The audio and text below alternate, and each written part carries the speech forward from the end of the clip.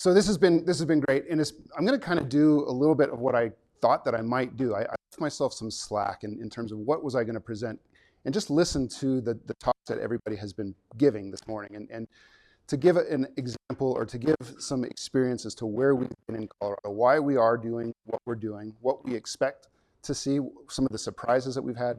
And that's not even getting into my slides. My slides are all about what we've done in the last few months, specifically in British Columbia, and to kind of give you a feel for what wolf restoration really looks like from the biological side of things.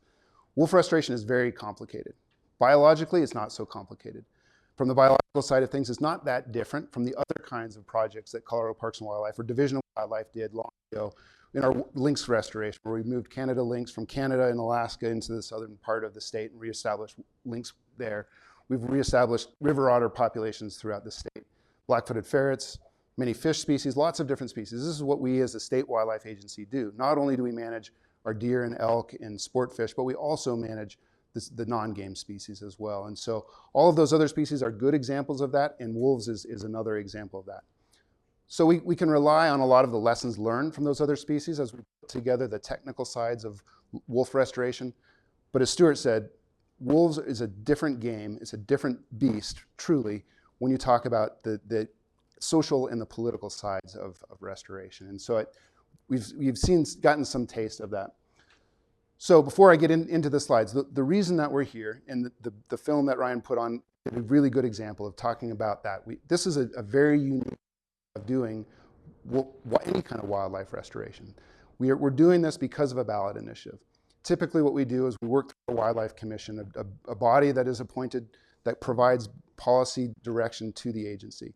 This time with wolves, we're we're following the direction of the will of the voters, as Mike Phillips said in the film.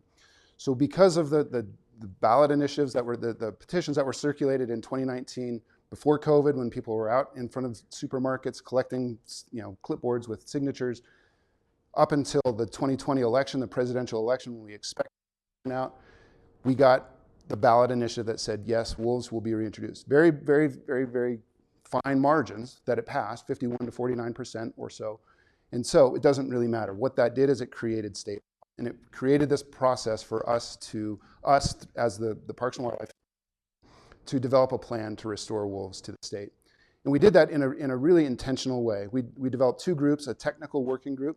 Doug, Stuart were on that. We had a stakeholder advisory group. Matt Barnes was on that. There may be others that are in the room.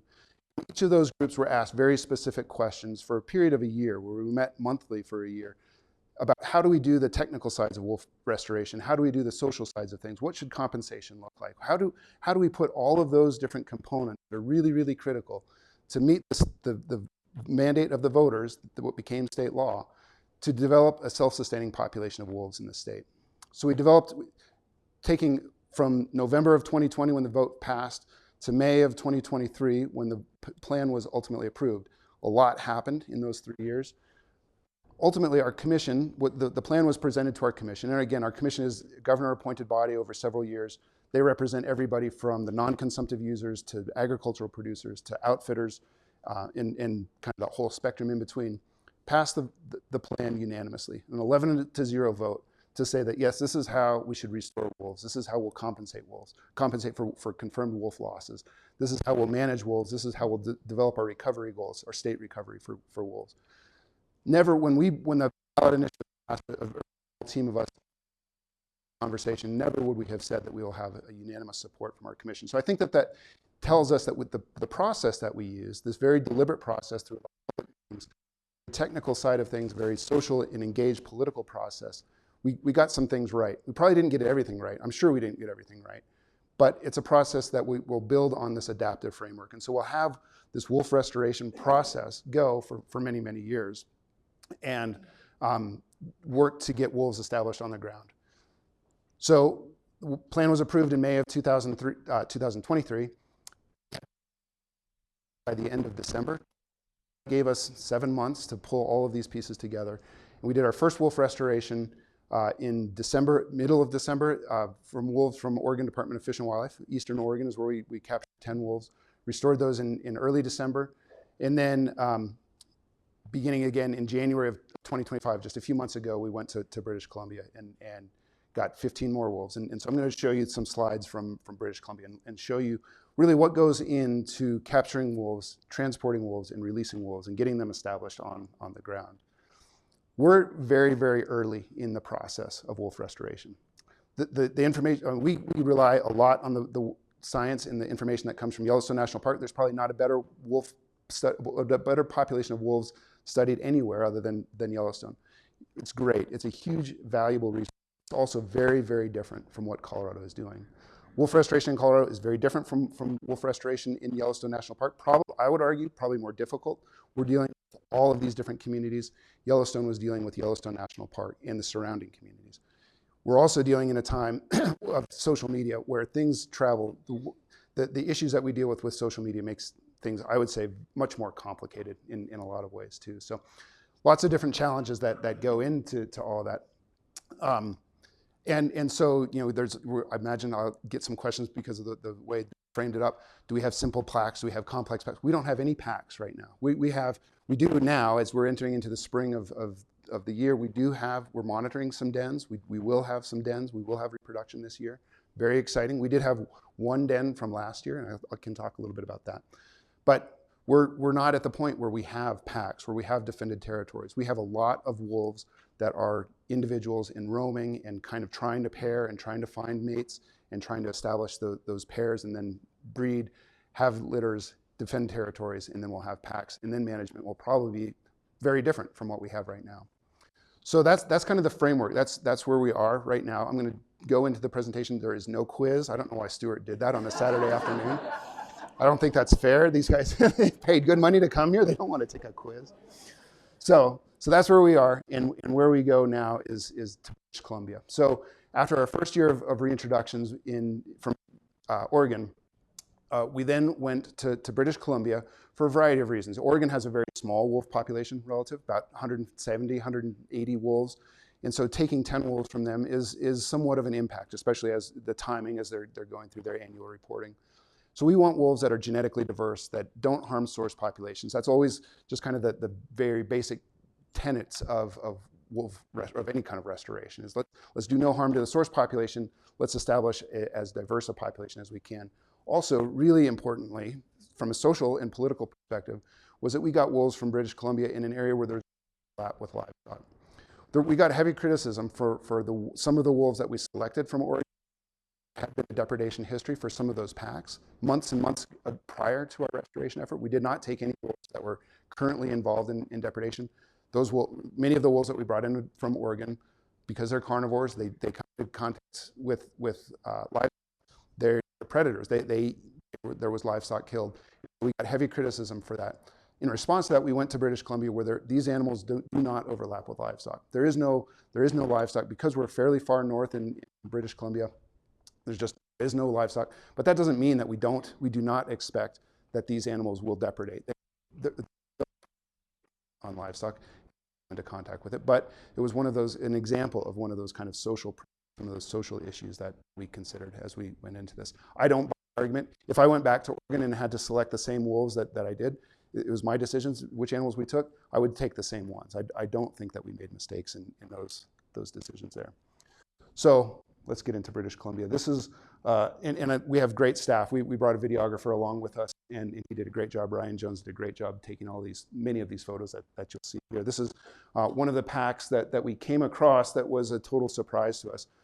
In British Columbia, well, I'll get into it. The landscape of British Columbia is really not that different from Colorado. It's lower elevation, but it is deep winter snow. We're about halfway up in central British Columbia. Relatively high mountains, forested systems. Elk is the primary prey for wolves in this area, although there are also caribou. And British Columbia is in an active wolf management program to try to restore some of these caribou populations. And so the work that we were doing, taking wolves from British Columbia, using those as a source to restore populations in Colorado, actually benefited those wolves that might otherwise be lethally removed in British Columbia. So not all that from western Colorado. Some big open areas, lots of big lakes, very little human footprint on the landscape, especially in the wintertime. In the summertime, there is more. I don't think I have a pointer on here, but there's, you can see some of these clear cuts. There's transmission lines. Those areas prove to be really important. That's where we can flush the animals out into these open areas for capture work. It's a very challenging system. You're not going to catch a wolf in the deep forested areas, but in these open areas, whether it's on the frozen, clear cuts are areas that we can reliably get wolves with the helicopters. We had an incredible relationship and tie-in with the British Columbia Ministry of Forestry, of Waters, Lands, and Resource Stewardship. They were great. They provided many of their staff. We brought a team of 11 Colorado Parks and Wildlife staff, including biologists, including some of our law enforcement people, just for having some of that presence there. We had no law enforcement authority. We brought veterinarians. We brought, all different aspects from within the agency, which I think was actually really important because our agency is taking this on. The Colorado Parks and Wildlife is now managing wolves, and it's really important for us to have those that work with your local district wildlife manager. We had district wildlife managers and regional managers as part of this team, and so having their presence was really important to get their buy-in in some of this. We also had some contracted work, some of the helicopter pilots you see there as well, and so a really good team. Lots of preparation went into this. So not only did we have to figure out the of the reintroduction side in Colorado, but we had to figure out the contracting side. How do you move animals across international boundaries? What are the permitting? What are the different kinds of inspections that are going to be required? How do we move controlled substances? Some of our drugs are controlled substances. How do we move those across international lines or provincial lines, things like that. So lots of work went into it. And then every morning, a very detailed plan was put together for the day. And then in the evening, we would also talk about how each day went and what to expect for the next day. So lots of work went into it. Before we could, so in Oregon, we were about a 14-hour drive from Colorado. So we were able to transport wolves in a variety of ways, either through airplanes or through, and I'll talk more about the airplanes in a second, or through trucks. Where we were in British Columbia, we were a 24-hour drive away. Road transportation is not reliable in the January, in the deep winter, really icy conditions, not a way that we wanted to do it. So we had to have the ability to store animals, hold animals for periods, so up to 2 or 3 days. So we built by 6 foot by, or 8 foot by 8 foot by 6 foot tall, covered with tarps that were used to hold those animals overnight, so that we could be really efficient with our flights, and I'll explain that in a second. Wood floors, very considerate of animal safety, of what the animal welfare and what those animals are going to experience. We really didn't know. They did use similar pens when they were doing the capture work for Yellowstone. In fact, the areas that we were capturing wolves from this year were not that far geographically from where wolves were captured for the Yellowstone reintroduction. And so this is an example of how we learned.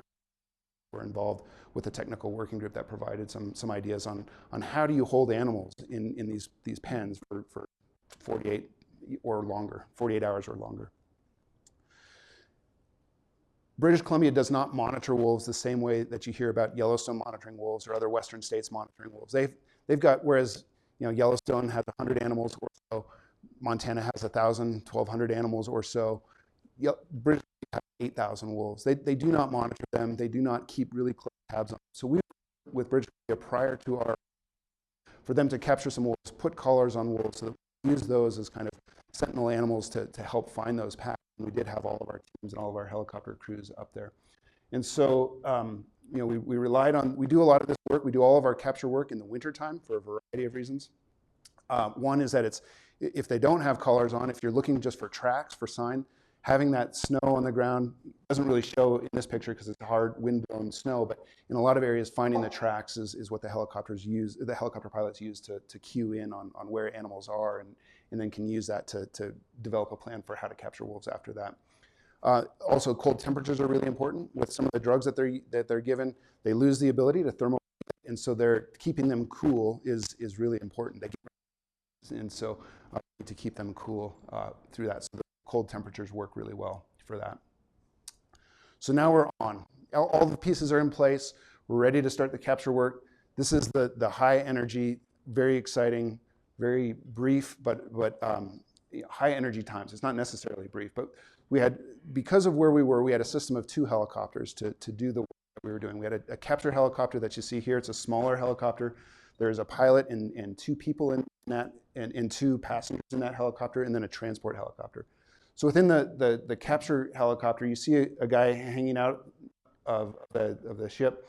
He's got what's called a net gun. So it's a gun that, or it's a funnel essentially that shoots a net that's got weights around it, and it catches that wolf. The animal gets caught up, tripped up in that, and then they will come back and restrain it with a pole and kind of make some assessments of it and make sure that it's a good candidate for translocation. I'll talk a little bit about what we think about that. So it's a matter of finding the animal and then chasing it down, using the net gun to capture it, and then doing that assessment. So this is after we've captured the animal. That orange net that you see, that's one of the helicopter pilots removing from it. You see that this guy here has got this pole is what he used to physically restrain the wolf. And so as the net is on it, he uses that pole to hold it tight to the ground. We're looking at see if the animal has any broken legs, if it's got good teeth, 4 good teeth, if its eyes are in good condition. Make sure that it's got no major injuries that would make it a non-candidate for consideration. And so it's a matter of really going through and making sure that we want animals too young. We do not want pups. And we assess the age of the animals largely based on their tooth, coloration, shape, wear. And if they're a good candidate in that sense, and they meet all these other criteria, they'll be chemically immobilized. So this animal's been sedated. The net's come off, the pole is not on it, and we've got a veterinarian coming in with a tarp we're gonna use that tarp to load the animal into the helicopter, transport it back. In the wintertime, there might be roads or in the summertime, there might be roads to some of these areas. In the wintertime, there are not. And so what would otherwise be like if we were to drive close to, somewhere close would be a 4. We're shuttling these animals back to our processing station. So the transport helicopter comes in. It's a larger helicopter. It's still only 3 people in it. We've got the pilot, a handler, a biologist, and a veterinarian that's on it. We shield the animal's eyes. They lose the ability to blink when they're under sedation too. And so this is the transport helicopter coming in to load the animal into the helicopter.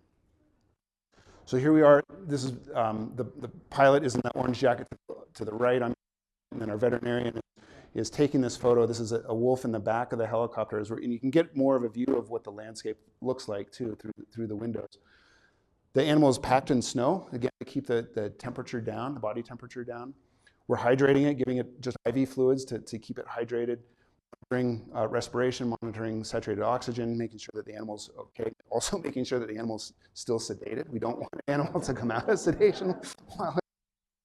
And so the veterinarian in the back he's ready to do whatever is necessary in a lot of ways. We had very smooth, we didn't have any problems with any of these situations. It worked very, very well.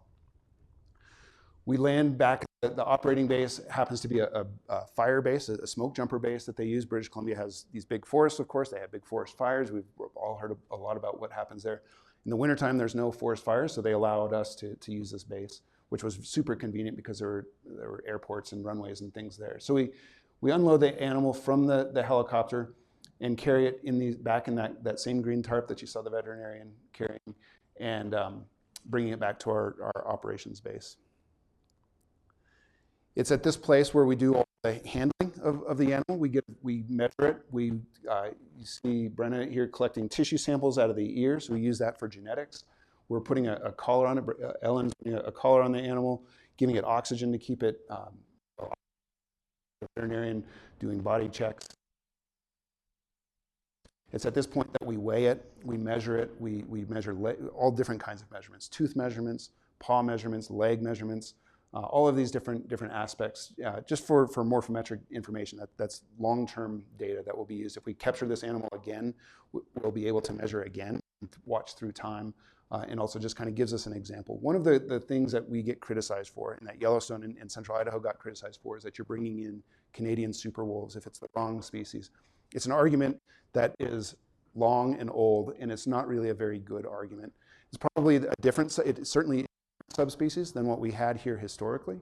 It's what we're mandated through state law is Canis lupus, gray wolf. The gray wolf that we from here is the same gray. It truly is the same wolf that we're getting from Oregon. Those are animals that were colonized in Idaho, and so same subspecies that we have as sources. And there's not really a good source for a variety of reasons of what was here historically. And so A lot of these measurements are important. We also put these collars. Will did a good job talking about the collars on the moose that he's put on at Rocky Mountain National Park. But these collars all have both a VHF, which is kind of the old school way of monitoring animals, with a receiver and an antenna, and then a GPS coordinate, or a GPS receiver that collects location data, very, very precise location data, and shares that with us. There's a trade-off with how often we collect data from these GPS collars.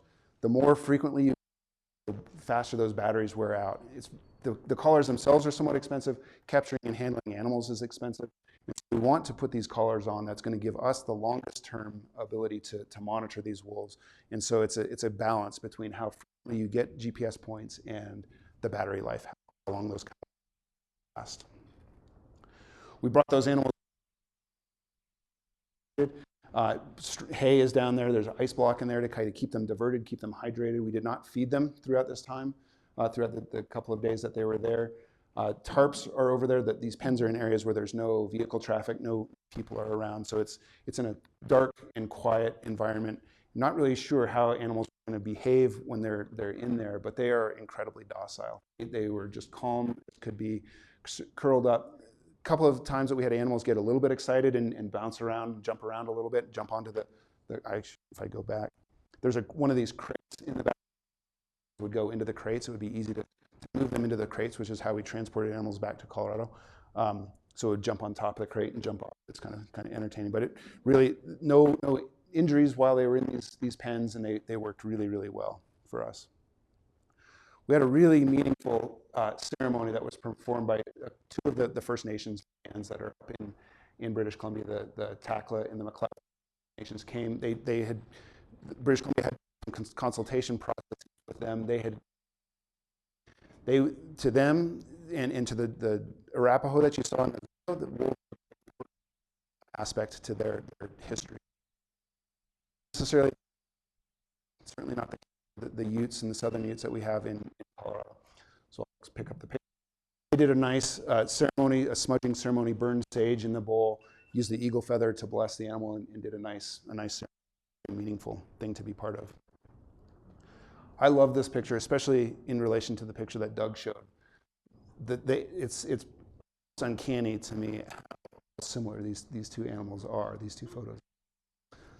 We put them in the crates and then transported them in planes to get back to Colorado. And we had really good fortune to work with Lighthawk. So this is a network of volunteer pilots. Lighthawk is an organization, and they coordinate the use of these planes. These are Pilatus PC-12 planes, private turboprop engines, capable planes that are perfect for our situation. They've got a big cargo door, so it makes it very easy to load the crates in. And so we would show up at the airport and go through our inspections, load, put these tarps around so that the also had hay and some ice in there as well. So we put these tarps around to absorb any kind of melting ice or urine or anything, and loaded them into these planes. Loaded five at a time. And so that's why we had to be so efficient, because it's a long flight and these are all donated flights for us. And so that's why we had those big pens built, so that we had the ability to be very efficient and make sure that we had at least at most five animals, but no fewer than 5 animals each time. So there's a pilot and co-pilot in the cockpit, a handler in the back with 5 animals, and then we flew 4 hours and landed back in Colorado. This is a photo just of the team and the crew, both the British Columbia, the helicopter pilots, and the CPW team that participated in all of this. So the plane is flown. Now we're back in Colorado. This is the big cargo door in these planes. We meet with our field officers on the Colorado side. We unload the crates. They've got data sheets clipped to them in those waterproof envelopes. Make sure that we're moving the right animals to the right, deliberate in what we're not moving the entire pack. So it's not that we take the breeding pair and the offspring. Oregon certainly did not want us to do that, kind of to some of the comments that Doug had made. They did not want to have that pack fracturing, and so they only allowed us to take young dispersing age animals. British Columbia was less worried about that. Still, for the most part, only took dispersing age. Those animals started their day at about 8 o'clock, getting their inspections in British Columbia, loaded in the airplanes, flown to the release sites, and then released at about 8 o'clock that night in Colorado. This happened on private and state lands. We did not do our releases on public lands, on federal lands. And then through that process, in the next couple of days, through 3 different shipments, we released a total of 15 animals in January. Our plan calls for 3 to 5 years of 10 to 15 animals a year. So we're done with year 2. Year 3, we're making our plans now. We don't have an identified source yet. We don't have identified release areas yet. Once we do, we certainly will engage with our local communities, the county commissions, the producers in those areas, give them the heads up that wolves are coming. I think I have a slide. I do. So this shows where we have wolves in Colorado.